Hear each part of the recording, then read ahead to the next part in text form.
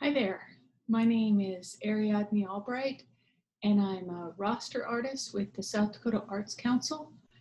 Very excited today that I'm sharing one more of my projects with you. This one's called The Ingredients of an Artwork, and it's a visual art and writing assignment. We'll get right into it.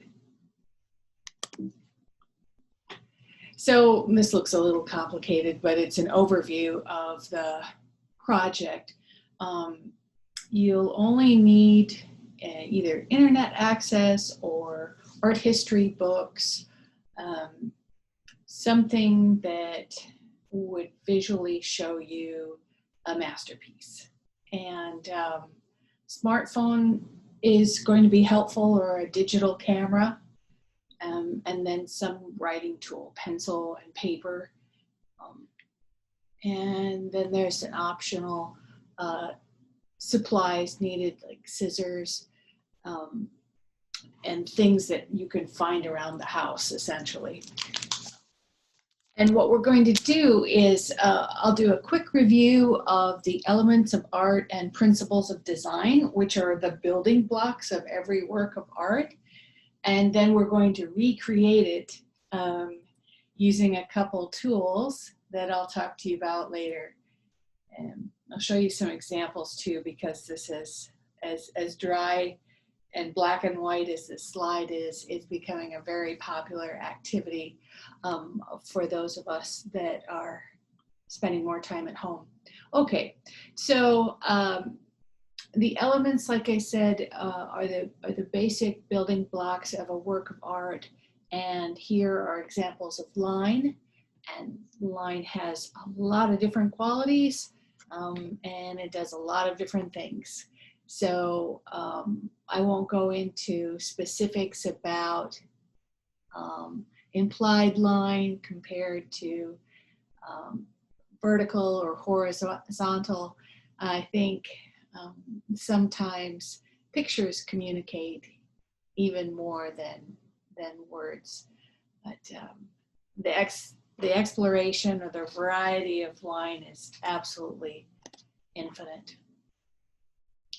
I am going to show you a lot of masterpieces, and when we're talking about line, it's kind of wonderful to see two very similar works in the way that they're created and how this sort of curving organic line communicates something very different than the angular jagged line. Here's a more contemporary installation, meaning that it takes up an entire space in a gallery. That line is a principal element. It's one of the most dominant things that you see in this work. Another element is shape.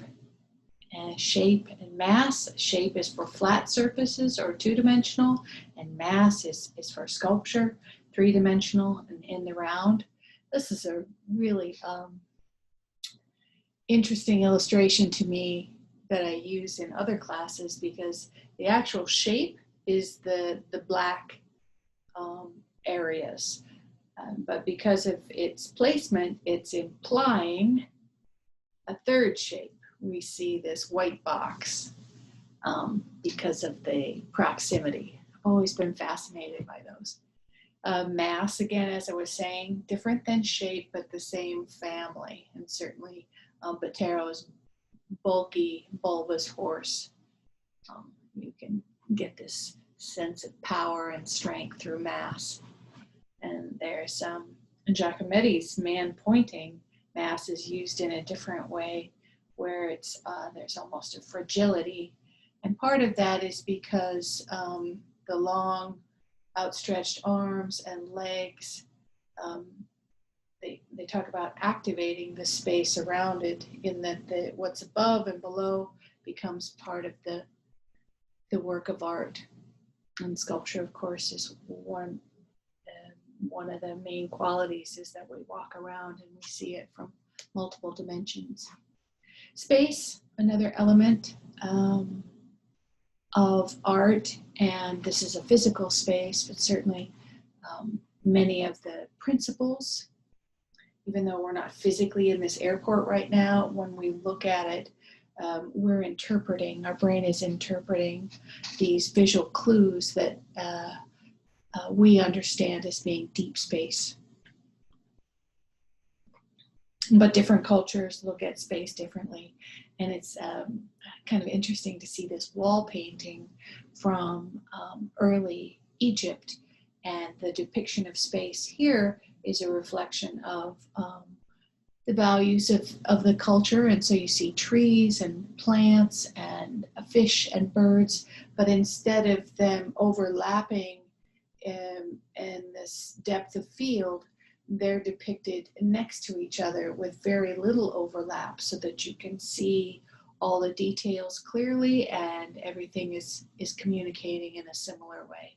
Mm-hmm. Here's some of our visual clues that I was talking about in terms of space in 2-dimension. Overlap, getting smaller in size, different placements in the rectangle picture plane, and a combination of many. Mm-hmm.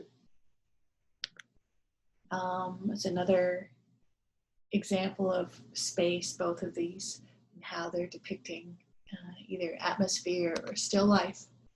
Another element of art is value, and value is a darkness of light, dark to light, and that can either be in black and white or it can be a value of a color, going from a light version to a dark.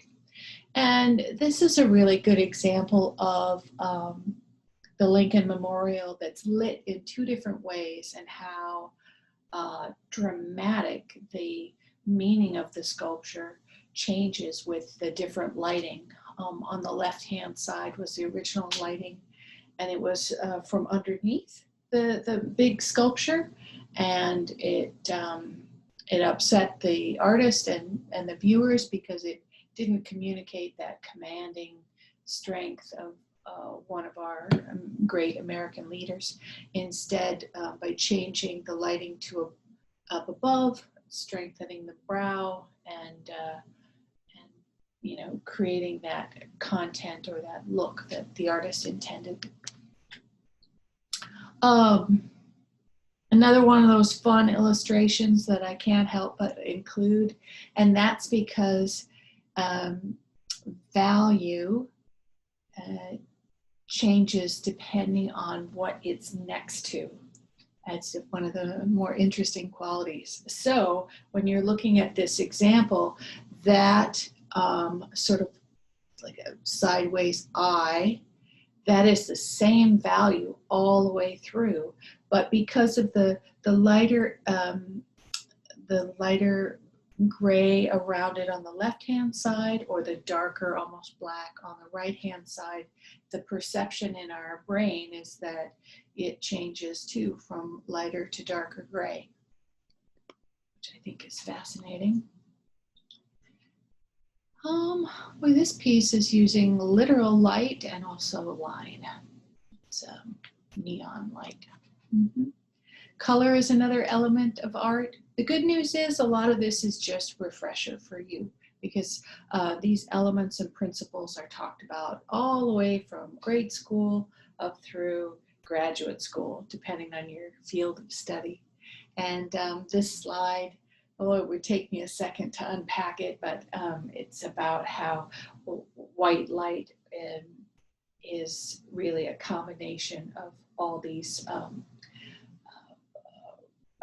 light, colors that travel at different speed.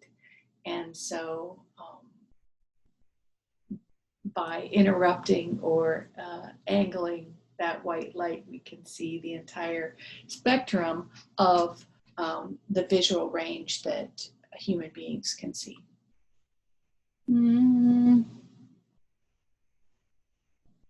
So this is a little bit more complex color theory than we need to know for this exercise, but some of you already know that the primary colors are yellow, red, and blue, and then there's just an infinite combination of secondaries, tertiaries, analogous, complementary, all these different relationships which help us understand the world that we see and how to represent or recreate it when we make our own work.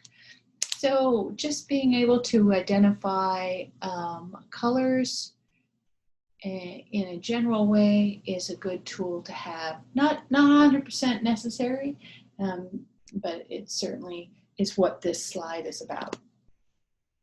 So with this more contemporary, very simple graffiti painting from Keith Haring, the color scheme that's being used is complementary or opposite of a color wheel. Easy way to remember that is it's Christmas colors. Another element is texture. It's either actual texture that if you rubbed your hands on or touched, you would feel a variety of surfaces, or a visual texture where things are created to represent different textures. Oops. For example, the Van Gogh piece that we saw had actual texture, and this movie still certainly has a lot of implied dust and metal and atmosphere of sky and smoke and etc. Then we have principles of design, which are using the elements and in ways of organizing. And one of the principles is unity, which we have a variety of different elements, but overall, artists are often seeking unity or visual harmony. So in this case, we've got the darks and the lights contrasting. We have the warmth of maybe the orange and the reds, and the dramatic lines or diagonals, and then even the repetition of the number 5 and some of those round elements. But overall, with all those elements, there is this unified and dynamic design. Well, certainly this one could be said to be very unified, untitled, simply one color, looks like a plank form, flat, unified form, yellow slab, or yep, leaned up against the wall. I would say that's a good example of unity. But of course, there's quite a range. Here with Jacob Lawrence, we can see variety, but also how unifying it is. The colors are a limited palette: the green, red, black, white, yellows. The shapes are unified in that they're more geometric and based on circles, rectangles, triangles. But the variety includes bits of pattern, diagonal shapes breaking up this visual rhythm. And again, these elements and principles are helpful tools to understand what we're looking at, rather than going, oh, that's cool. Oh, I see that. It slows our mind down and gives us systems in which to look at. Balance is another principle of design, and a symmetrical balance is easy to remember because it looks like, if you cut it in the middle, it would be a mirror image. And certainly our White House in DC is an example of architecture and design that's based on balance and unity. And in this case, what it communicates is strength, history, and power because of its certainty. There's also asymmetrical balance, where a piece can still look unified overall, but there are different areas of emphasis, and it's not symmetrical. And certainly this piece, we could take a great amount of time talking about what unifies it, and then what is also asymmetrical or unbalanced about the piece. Movement. In some sculpture, there's actual movement where things revolve and move, but in a two-dimensional piece that's flat, the movement is implied. And again, like with the dynamic lines and diagonals, light and dark, in Francisco Goya's print here, there's a lot of implied movement within the audience, the bullfighter, the bull. And again, there's lots of ways we could stop and take a look at how this still image is communicating all that drama. Rhythm is a principle of design, and that's based on repeating repetitious forms. And then a rhythm is a break in that pattern that, like in this case, there's groupings of these cranes, and the rhythm of the heads of these tall necks is almost comical in their personality. Proportion is a principle of design, and again, this is one of those visual tools that make you really question what you're seeing. Much like the one about value, the center circles are exactly the same size, but depending on what's in proximity or next to it, our eye really tells us a different story about the size. So proportion is about relationships of parts of a work of art and how they relate to each other. Proportion can be sort of demonstrated in Oldenburg shuttlecock, which is like a badminton bird, only this is in front of a museum, and the proportion or scale of this piece is absolutely outsized. And so a lot of his artwork was about having us stop and consider ordinary things in our life. Hamburgers, spoons, in this case, the badminton bird, because they were recreated in this sort of giant size scale.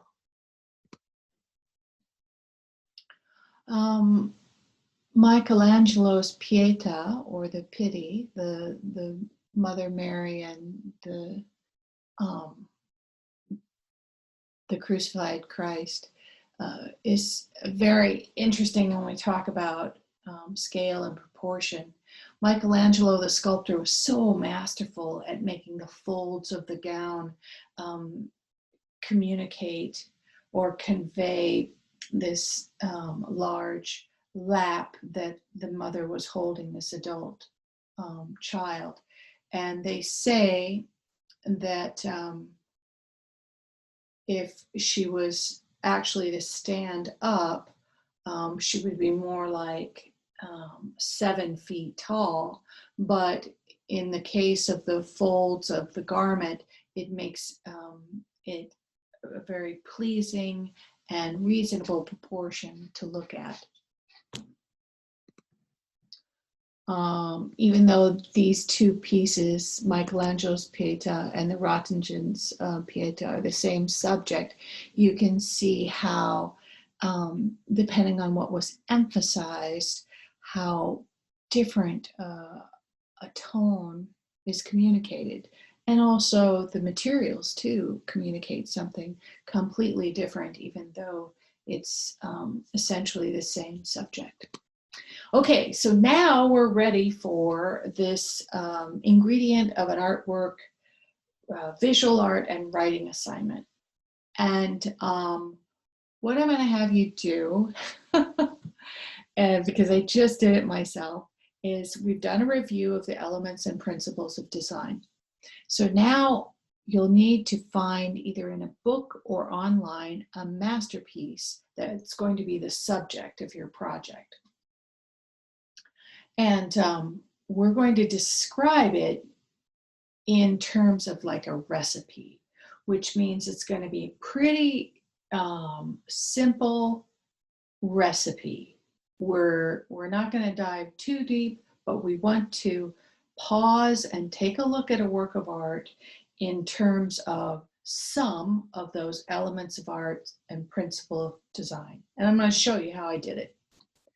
And then after we finish the recipe, where we've stopped and we've taken a look at, okay, like what are the big parts of this piece? What's it made up of? Is it symmetrical? Is it about color? Is it about texture, repetition? You know, just kind of spending a minute figuring out what it is we're looking at. Then, so after the recipe, then we're going to get up from the computer, which was maddening to me, and start looking around for materials in our homes, our bedrooms, out in the garage, outside, that we could use to recreate this piece in a very simple way, but recreate it in terms of color and composition, just for fun. And then take a picture of it and we'll get it uploaded so we can look. Okay, so let's see.